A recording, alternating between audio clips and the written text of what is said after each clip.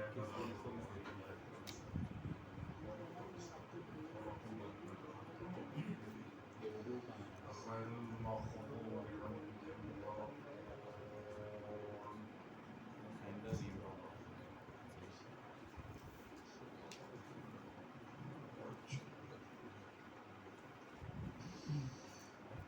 بالله من الشيطان اللعين الرجيم بسم الله الرحمن الرحيم الحمد لله رب العالمين والصلاة والسلام على أشرف الأنبياء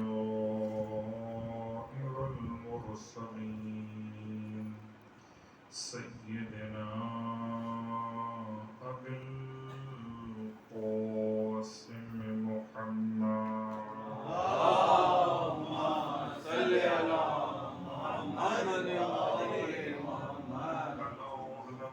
الطيبين الطاهرين واللعنة الظالمة ولا أعضائهم أجمعين الله بعد فقد قال الله تبارك وتعالى في كلامه الحميد وفرقانه المجيد وقوله الحق وهو أصدق القائلين بسم الله الرحمن الرحيم ومن قتل مظلوما فقد جعلنا لوليه سلطانا فلا يسرف في القتل إنه كان منصورا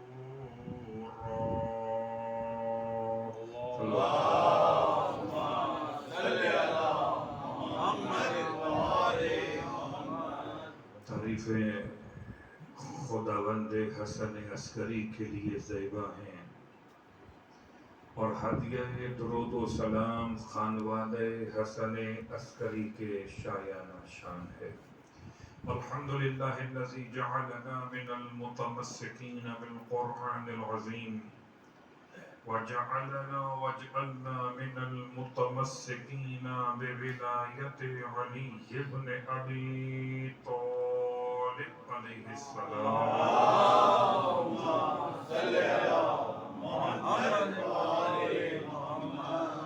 عظم اللہ اجورنا واجورکم بمصابنا الامام الحسن ابن علی العسکری علیہ الصلاة والسلام وجعلنا وإياكم إن شاء الله من الطالبين بصبره مع ابنه الإمام المهدي.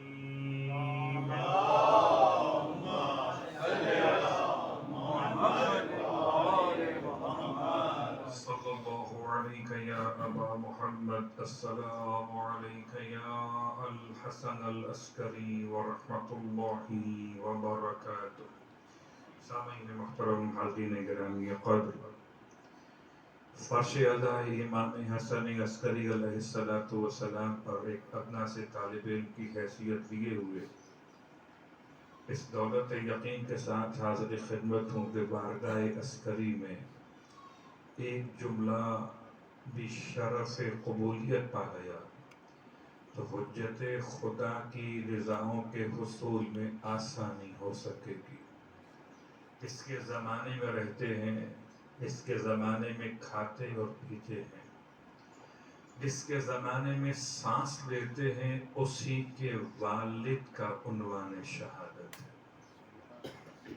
حجت خدا امام زمانہ علیہ السلام کو تعزیت پیش کرنے کے لیے حاضر خدمت ہوئے ہیں. آپ کی شخصیت، آپ کی سیرت اور آپ کا انداز زندگی صرف 28 برس کل مدت حیات ظاہر ہے. 28 برس کا مطلب کہ 232 سن ہجرت سے لے کر اور 260 سن ہجرت کے درمیان ربیع الثانی کی 10 تاریخ یا ربیع الثانی کی 8 تاریخ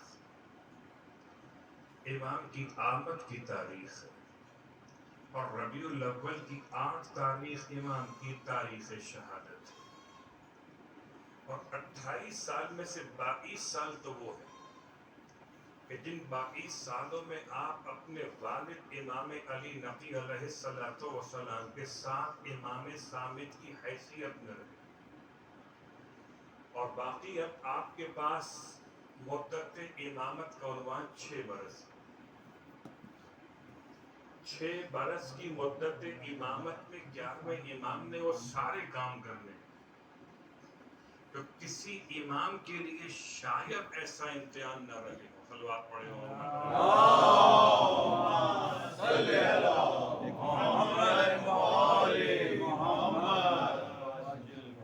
اس جملے کا مطلب کیا تھا کہ جب پہلے امام دنیا سے رخصت ہو رہے تھے تو آپ کو اطمینان تھا کہ دوسرے امام ذمہ داری کو نبھائیں گے، ہدایت کے اعتبار سے۔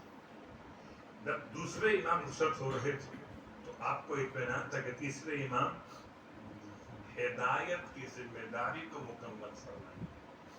تو ہر جانے والا امام اپنے بعد آنے والے امام کے اعتبار سے اطمینان کی حالت میں جا رہا ہے، سوائے 11ویں امام۔ یہ 11ویں امام کو خدا کی طرف سے عطا کیے علم کی بنیاد پر یہ علم محفوظ ہے کہ آپ کے بعد آنے والا امام پردے غیب میں رہے گا، اور زمان غیبت 1 سال کا نہیں ہے، 5 سال کا نہیں ہے، 10 سال کا نہیں ہے، 50 سال کا نہیں ہے۔ زمانہ غیبت اتنا طولانی ہے کہ کبھی سغرا کے نام سے ہوگا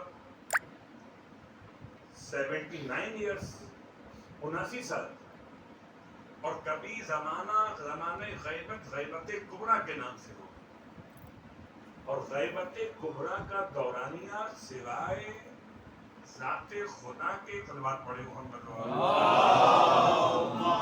صلی اللہ علیہ محمد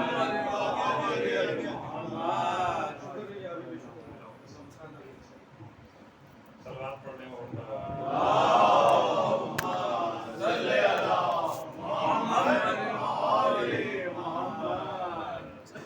تو آپ کی خدمت میں بات ہو رہی تھی 11ویں امام کی جافشانی، آپ کی محنتوں اور آپ کی مشقتوں کے اعتبار سے کہ کسی امام کے لیے وہ تمام امتحانات نہیں ہیں۔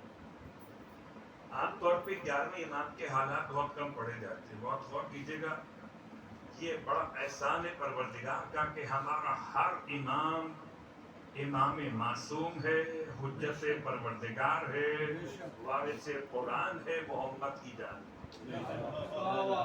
رحمت خدا کا اعلان ہے، نعمت پروردگار کا نشان ہے، اور اسی سے انسانیت کی بقا اور نجات کا سامان۔ صلوات پڑھے ہو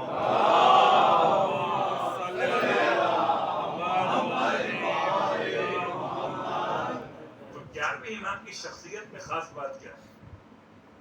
ایک بات تو یاد رکھیں، 11ویں امام کو آپ کے دور امامت میں، اور آپ جب سے سامرہ پہنچے تھے اپنے بابا کے ساتھ، تو سن 4 برس کا بیان کیا جاتا ہے یا 5 برس کا بیان کیا جاتا ہے، تو 5 برس سے لے کر اور باقی ساری زندگی 22 برس پورے مکمل آپ نے سامرہ میں گزارے، اور سامرہ میں عام حالات میں نہیں گزارے۔ آپ ہمیشہ سامرہ کا مطلب چھاؤنی میں رہے، چھاؤنی کا مطلب فوجیوں کے درمیان رہے، یعنی آپ کی نقل و حرکت پر اتنی سخت نگاہ تھی کہ باقی 10 اماموں کے دور میں ایسا واقعہ پیش نہیں آیا۔ حتیٰ کہ 11ویں امام اتنے مظلوم ہیں کہ آپ کو حج کرنے کے لیے بھی جانے کی اجازت نہیں دی۔ 12 اماموں میں 12ویں امام کے سوا باقی 11 امام میں ایک امام ایسے ہی تو ظاہر بظاہر حج پر نہیں جا سکتے۔ البتہ یہ تو آپ جانتے ہیں کہ حج ہوتا ہی نہیں جب تک کہ امیر حج فرزند زہرا موجود نہ ہو،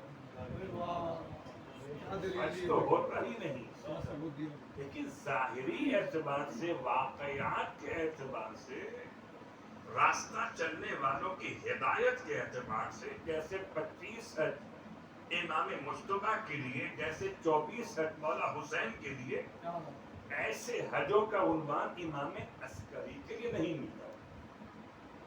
تو یہ 11ویں امام کی مصدومیت ہے۔ اور اس کے بعد آپ یہ جانتے ہیں کہ اب آنے والا میرا بیٹا جو امام بننے والا ہے، پردے غیب میں اتنا رہے گا کہ نسلیں گزر جائیں گی، نسلیں۔ یہ 79 ایئرس کا مسئلہ تو بہت آسان تھا کہ ایک نسل، اور زمانہ غیبت کبریٰ مسلسل چلے جا رہا۔ تو اب دو باتوں میں سے ایک، یا تو 11ویں امام نے شیعت کو ان کی حالت میں چھوڑ دیا کہ زمانہ غیبت ہو، تم جو چاہو کرو، جو سمجھ میں آئے وہ کرو۔ ایسا ہو سکتا ہے کہ 11واں امام زمانہ غیبت کو سامنے رکھنے کے بعد زمانہ غیبت کے مومنین کے لیے کوئی ہدایت کا راستہ بیان نہ کرے۔ کبھی سنا کیجئے پرانے علماء کو بھی، علامہ رشید طالب مرحوم علی اللہ مقامہ کو، کیا مجلس سے اللہ سے خطاب کرتے تھے، کیا سادگی تھی، کیا انداز بیان تھا، کیا علم کے گوہر تھے ان کے دامن میں۔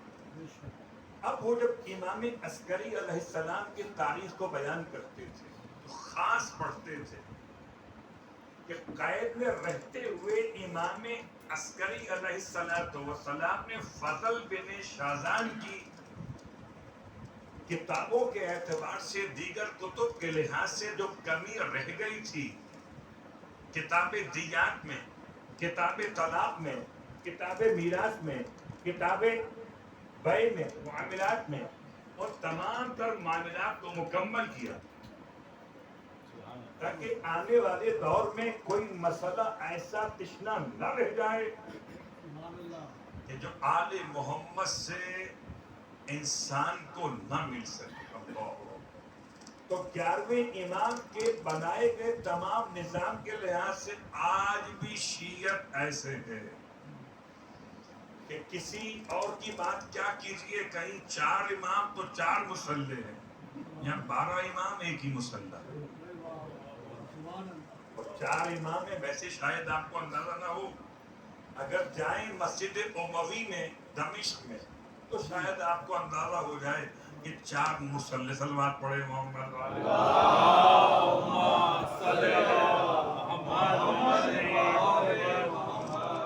تو یہ 11ویں امام کی شخصیت کے اعتبار سے سامرہ کے حالات پر کچھ جملے آپ کی خدمت میں مزید یاد دلا دو کہ آپ اپنے والد کے ساتھ آئے تھے، پورا خانوادہ آیا، حکیمہ خاتون بھی آئی، اور آپ کے ساتھ امام علی نقی علیہ السلام آپ کے والد، آپ کی والدہ،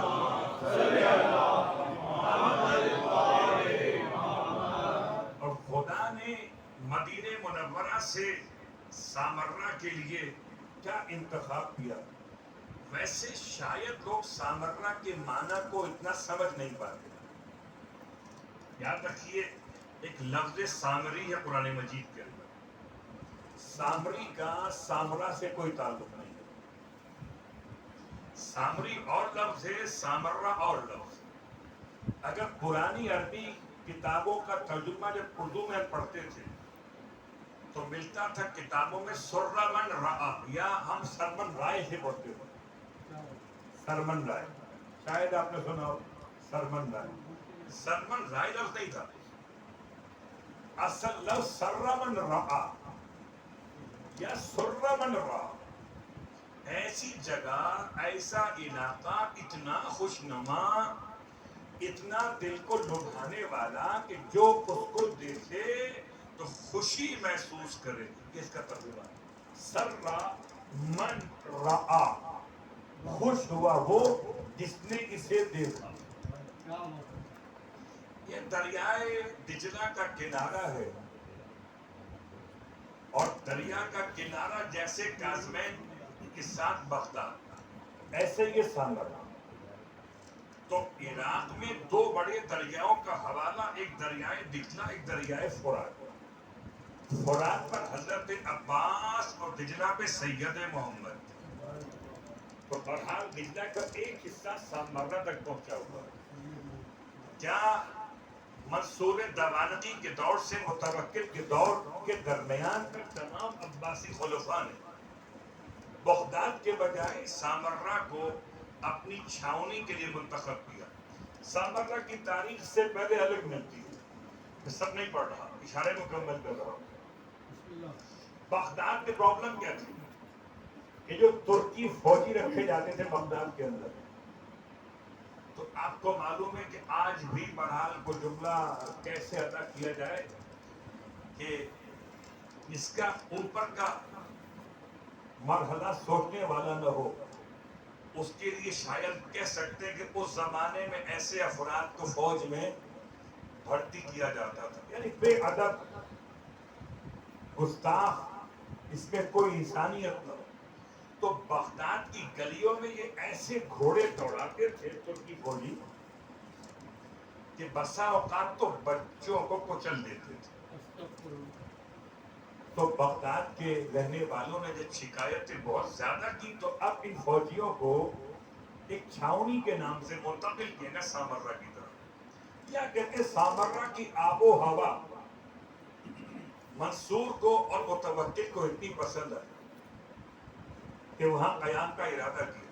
بہرحال یہ سامرا کے حوالے سے ایک جملہ آپ کی خدمت میں، اور اس کا اصل لفظ سام راہ بیان کیا جاتا ہے۔ سارے علاقوں کے نام حضرت نو کی اولادوں کے نام پر، یہ لفظ ترکی ہے، لفظ چین ہے، لفظ امریکہ ہے، لفظ افریقہ ہے، یہ سب کے سب حضرت نو کی اولادوں کے نام پر، اولادوں کی اولادوں کے نام پر، اولادوں کی اولادوں کے اولادوں کے ناموں پر۔ کیونکہ بہرحال حضرت نو کے زمانے نبوت میں جب طوفان آیا سب مٹ گیا تھا، تو آپ کا بیٹا ہے سام، جب اس نے یہاں پر آ کر قیام کیا، یہاں سے گزرا تو تھوڑی سی آبادی کا عنوان یہاں قائم ہوا، تو سام راہ، سام کے گزرنے کا راستہ شہر کا عنوان تھا، سام راہ۔ اب بہرحال ایک جملہ آپ کی خدمت میں ہو، کیونکہ اب زائروں کو لے جانے والے، خدمت انجام دینے والے، محبت کرنے والے سب بیٹھے ہوئے، جملہ سن لیجئے کہ سامرا میں حوض علمیہ بھی قائم کیا گیا، اور شاید وہ مشہور ترین فتویٰ تمباکو کے حرام ہونے والا وہ سامرا سے چلا تھا، جس نے سامراج کی بنیادیں ہلا دی۔ پتہ چلا مرجع تشیع جہاں بیٹھ جائے، باطل کی بنیادیں ہلا دیتا ہے، خراسان میں بیٹھ جائے یا نجف۔ صلوات پڑھیں اللہم صلی علی محمد حیدری خاتم انبیاء حبیب خدا صلوات۔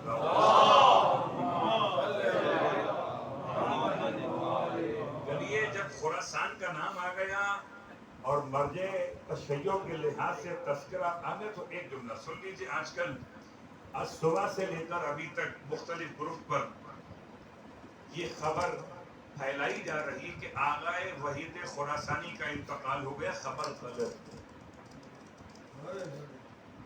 آغائے وحید خراسانی الحمدللہ خیر و عافیت سے ہیں، صحت و سلامتی کے ساتھ ہیں، اور خدا ہر مرجع کو، ہر عالم کو، ہر عالم کو، ہر ذاکر کو جو خالص و آل محمد کے ساتھ ان کو محفوظ رکھے۔ علیہ السلام۔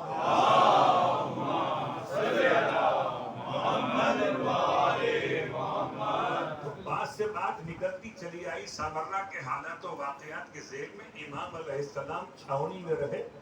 آپ کے والد نے یہ مکان خرید فرمایا یعقوب بن دلیل نسرانی سے، کہ وہی شخص ہے جو بہترین آرکیٹیکٹ انجینئر ہے، یعقوب بن دلیل۔ اور یہ اس نے بنایا ہے نقشہ سامرہ میں وہ خاص منارۂ ملویین کا. اگر غیر تشیع افراد سامرہ جاتے ہیں تو سامرہ میں خاص مقام ہے منارۂ ملویین. اچھا، منارۂ ملویین کے حوالے سے وہاں کے شیعہ عراق کے ایک بات ذہن میں رکھتے ہیں کہ شاید یہ وہ جگہ ہے جہاں سادات کے سر کاٹ کاٹ کر یہ مینار بنایا گیا. اصلاً یہ ایک بڑا میدان ہے عیدگاہ کے عنوان سے، اور عیدگاہ کی چار دیواری کے ساتھ ایک بڑا مینار بطور علامت مسجد کے بنایا گیا، کیونکہ اتنا اونچائی پر. بعض کہتے ہیں کہ وہی جگہ جہاں متوکل نے امام علی نقی علیہ السلام کو اپنا لشکر دکھایا تھا. بہرحال بات سے بات نکلتی چلی آئی تو 11ویں امام نے پورے آداب کو، واجبات کو، تفسیر قرآن سے آپ سے منسوب بہت ساری تفاسیر، خلاصہ بنا آثار حیدری کے نام سے، بھی تفسیر امام اصغر. تو امام علیہ السلام نے اپنے 6 سال کی مدت امامت میں وہ کام کیا کہ 6000 سال تک بھی اگر 12واں امام پردہ غیب میں رہے تب بھی تشیع زندہ اور پائندہ رہے. اصول بتا کے چلے گئے، طریقہ سمجھا کے چلے گئے، اپنے فقہ کو بیان کرنے والوں سے اپنے ماننے والوں کو جوڑ کے چلے گئے. لوگ چاہیں نام توڑنا نہیں توڑ سکے آج بھی، اسی لیے ایسے ہی تشیع باقی ہے جیسے خدا نے امام عسکری علیہ السلام سے جوڑ کے رکھا ہوا. تو امام کی شخصیت کے حوالے سے یہ باتیں مکمل ہو رہی ہیں. اور پروردگار نے امام نقی علیہ السلام کو 5 اولادیں عطا فرمائیں، اور امام علیہ السلام نے اپنی 5 اولادوں کے نام تقریباً بیتن کے ناموں پر رکھے. ان میں ایک سید محمد، ایک حسن، ایک حسین، اور ایک جعفر اور ایک فاطمہ. ہو سکتا ہے کہ جعفر کا نام علی بھی ہو، تو پنجتن کے نام پہ نام رکھے اپنی اولادوں کو. اور آپ کے سب سے بڑے بیٹے سید محمد جب انتقال کر گئے تو لوگ سمجھتے تھے شاید کہ شہید کر دیے گئے، شاید کہ یہ امام وقت ہوں 10ویں امام کے بعد. لیکن خدا نے 11ویں امام پہ انتخاب کیا. کیا حسین انتخاب ہے. ابن الرضا کہلاتے ہیں، اپنے والد کی طرح، اپنے جد کی طرح. اور ایسے آپ کی کنیت ہے ابو محمد، امام زمانہ علیہ السلام کے اعتبار سے.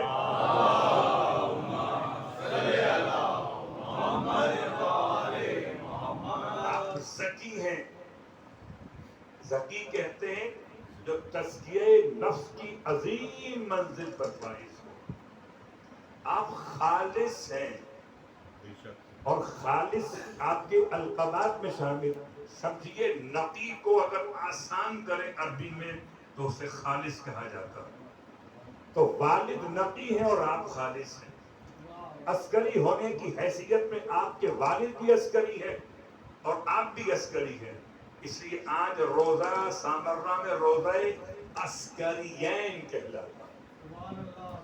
2 عسکریوں کا روزہ. اللہ اکبر. خدا آپ کو نصیب کرے سامرہ کی زیارت انشاءاللہ. اور اس تاریخ میں جائیں جب مولا کی شہادت ہو تو مخصوصی ہوتی، یا جائیں مولا کی آمد کی تاریخ میں تو خوشی ہوتی. تو جب بھی جائیں انشاءاللہ. لیکن ایک عجیب بات ہے کہ سامرہ میں جائیں سب سے بڑا، تمام روضہ ہائے معصومین کے قبہ میں سب سے بڑا قبہ گنبد عسکریین کے روزے کا. سب سے بڑا گنبد. اس کے اعتبار سے وہاں کا حرم، وہاں کی زیارت، شاید آپ میں سے کوئی اس زمانے میں گیا ہو جبکہ حالات بڑے شدید خراب تھے. اور ایسے میں وہ امام جماعت جو وہیں کے رہائشی تھے شیخ صاحب، وہ روتے تھے اور یہ کہتے تھے کہ سامرہ میں روزے میں ہر رات شام غریبہ ہو جاتی ہے، کہ مغرب کی اذان سے کئی گھنٹے پہلے لوگ سامرہ چھوڑ دیتے تھے۔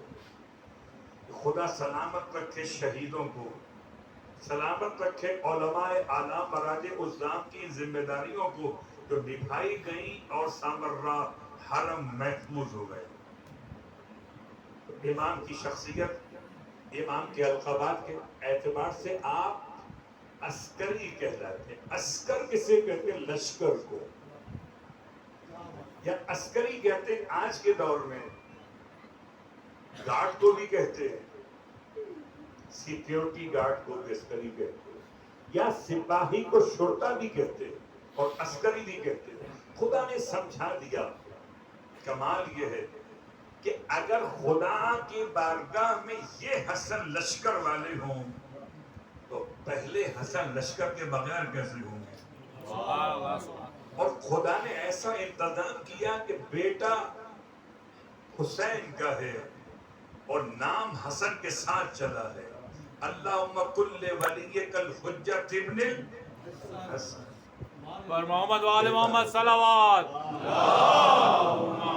صلی علی محمد وآل محمد۔ آپ کی خدمت میں لوگ آتے رہے، اپنے مسائل کو حل کرتے رہے، تو کیا ملنا ملانا ممکن تھا؟ جی، مگر گورنمنٹ اور سیکیورٹی گارڈ کی مرضی کے ساتھ، کہ جسے خدا امام کی بارگاہ میں بھیجنا چاہے، بڑا زور لگایا، کیا روک سکے اس آنے والے کو جس سے خدا نے بھیجنا چاہا تھا؟ اللہ اکبر۔ تم سب کو روک سکتے ہو، حجت خدا کو آنے سے کہاں روک سکتے ہو؟ خدا نے یہ شرف 11ویں امام کے حصے میں رکھا۔ اور بہت غور کیجئے گا کہ باراتزان اہل سنت عراق جاتے ہیں، ماشاءاللہ سلامت رہے، جانے والے بھی لے جانے والے، بغداد جاتے ہیں، اپنے اعتبار سے اپنے عقیدے کو ظاہر کرتے ہیں، اور خدا کا بڑا احسان، کسی حرم میں ہاتھ کھول کے ہاتھ باندھ کے نماز پڑھنے پہ کوئی مسئلہ نہیں ہوتا۔ لیکن جب سامرہ پہنچتے ہیں ایک پرابلم میں آ جاتے ہیں۔ نجف گئے کوئی مشکل نہیں، کربلا گئے کوئی مشکل نہیں، کاسمین گئے کوئی مشکل نہیں، جب سامرہ پہنچتے ہیں تو مشکل میں آتے ہیں کہ جب ان کے ساتھ آنے والے گائیڈ علماء کہتے ہیں کہ یہ اہل بیت کے 10ویں امام امام نقی اور یہ اہل بیت کے 11ویں امام امام عسکری، تو عقیدہ تو یہ ہے کہ پیدا ہوں گے 12ویں امام پیدا ہوں گے۔ اگر 11ویں امام شہید ہو چکے ہوں تو 12ویں امام کیسے پیدا؟ صلوات پڑھیں محمد۔